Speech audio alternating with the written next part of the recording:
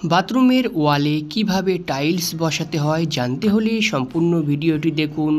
এই ভিডিওতে একটি বাথরুমের 18-12 ইঞ্চি টালি ওয়ালে কিভাবে ফিটিংস করতে হয় আপনারা A to Z জানতে পারবেন। ভিডিওটি কন্টিনিউ করুন।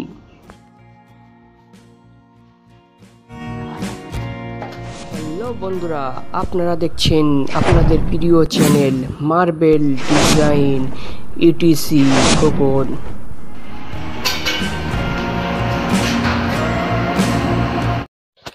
বাথরুমে টাইলস বসানোর জন্য সর্বপ্রথমে বাথরুমের ওয়ালটাকে ভিজিয়ে নেব।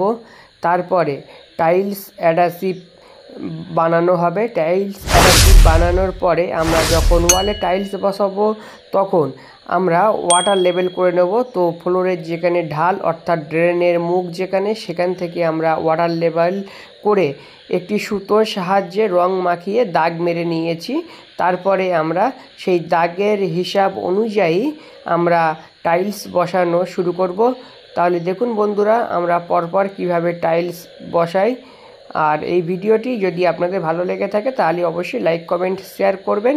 তো বন্ধুরা, এই ভিডিওতে তেমন কিছু দেখানোর নেই, জাস্ট একটি বাথরুমে টাইলস বসানো হচ্ছিল, সেই সময় একটু ভিডিও শ্যুট করা হয়েছিল, সেটাই আপনাদের সঙ্গে শেয়ার করছি।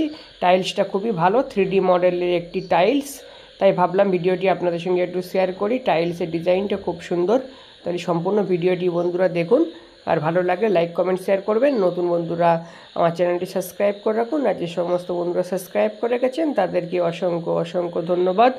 মার্বেলের সিম্পল কাজ থেকে শুরু করে ডিজাইনের কাজ সব কিছুর আপনারা একটা চ্যানেলেই দেখতে পাবেন। তাহলে ভিডিওটি কন্টিনিউ দেখতে থাকুন।